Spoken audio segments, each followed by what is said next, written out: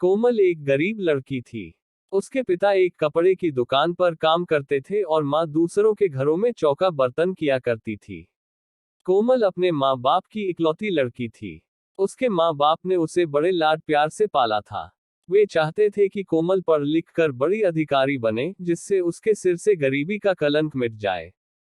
कोमल ने जब पास किया तो उसके माँ बाप बहुत खुश हुए। उन्होंने कस्बे के एक इंटर कॉलेज में उसका नाम लिखवा दिया। इंटर कॉलेज उसके घर से थोड़ी दूरी पर था, इसलिए उसके माँ बाप ने किसी तरह पैसों का जुगाड़ करके उसे एक पुरानी साइकिल भी दिला दी, जिससे कोमल को स्कूल जाने में परेशानी न हो। कोमल जब साइकिल पर बैठकर स्कूल जाती तो उसे लगता जैसे वह आसमान में उड़ रही हो। यह उसका बहुत पुराना सपना था, जो उसके माँ बाप की वजह से पूरा हुआ था। इसलिए वह रोज समय से स्कूल पहुंच जाती और मन लगाकर पढ़ाई करती। लेकिन एक दिन कोमल की जिंदगी में एक नया मोड़ आया। दोपहर का समय था। स्कूल से छुट्टी होने पर उसने अपनी साइकिल ली और घर की ओर चल पड़ी। लेकिन अभी वह थोड़ी दूर ही पहुंची थी कि पीछे से आती एक बाइक उसके बगल से गुजरी। बाइक पे जो लड़का था वह उसका हमउम्र ही था। लड़के ने थोड़ा आगे जाकर अपनी बाइक रोक दी और कोमल को रुकने का इशारा किया। कोमल उस लड़के को अक्सर रास्ते में देखा करती थी। जब भी वह स्कूल आती और स्कूल से जाती तो वह लड़का सड़क के किनारे खड़ा उसे देखा करता था। शुरू में उसे देखकर कोमल को बहुत गुस्सा आता था, लेकिन धीरे धीरे वह उसे अच्छा लगने लगा था। इस तरह से रास्ते में रोके जाने से कोमल डर सी गई। पहले उसका मन हुआ कि वह अपनी साइकिल आगे बढ़ा दे, लेकिन फिर न जाने क्या सोचकर उसने अपनी साइकिल में ब्रेक लगा दिया। वह लड़का कोमल के पास आ गया और धीरे से बोला, मेरा नाम राज है।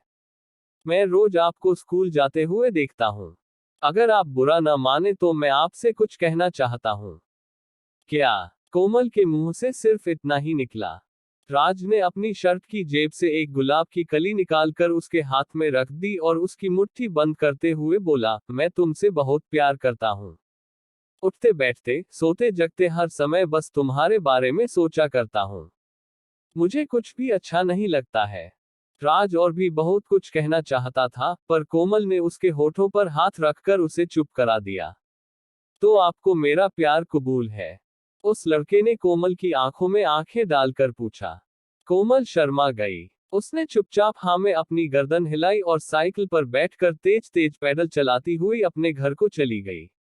इस तरह कोमल और राज में बातचीत की शुरुआत हो गई। राज रोज उसके लिए कोई न कोई गिफ्ट लाता और उसके लिए जीने मरने की कस्में खाता।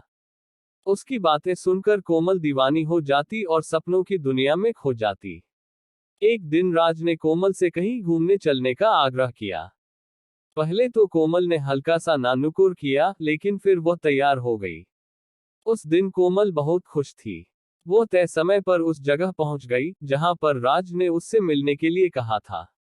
राज ने कोमल की साइकिल को एक दोस्त की दुकान पर खड़ी कर दी और कोमल को बाइक पर बैठा कर चल पड़ा। राज कोमल को लेकर नदी के पास पहुंचा। वहां पर उसने अपनी बाइक खड़ी कर दी और दोनों लोग घास पर बैठकर बातें करने लगे।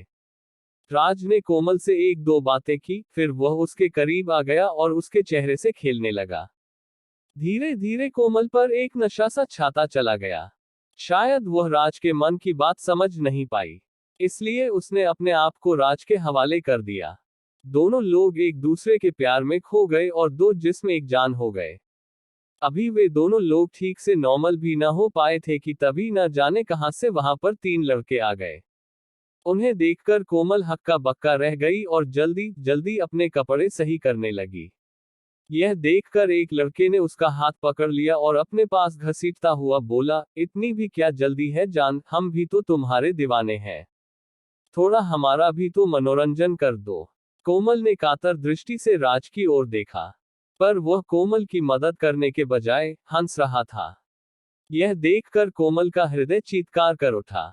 यानी कि यह सब राज की एक सोची समझी चाल थी। कोमल आगे कुछ सोच ही नहीं पाई, क्योंकि वे तीनों लड़के उसके ऊपर भूखे भेड़िए की तरह टूट पड़े थे। कोमल मदद के लिए चिल्लाती रही और वे उसे नोचते घसोटते रहे। कुछ ही पलों में कोमल की सहन शक्ति ने जवाब दे दिया और वह बेहोश हो गई।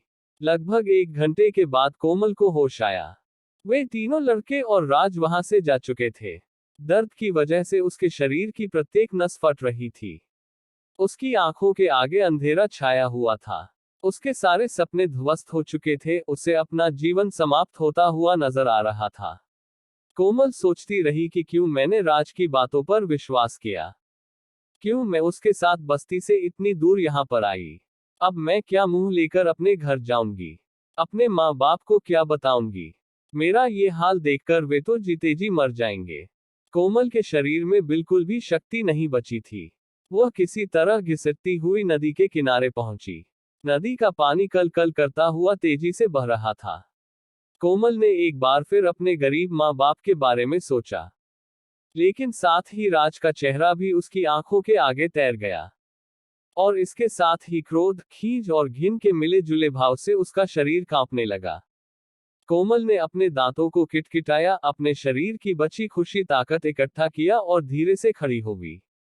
उसने अपनी आंखें बंद कर ली, हाथों को जोड़कर मन ही मन अपने माता पिता से माफी मांगी और फिर नदी में छलांग लगा दी।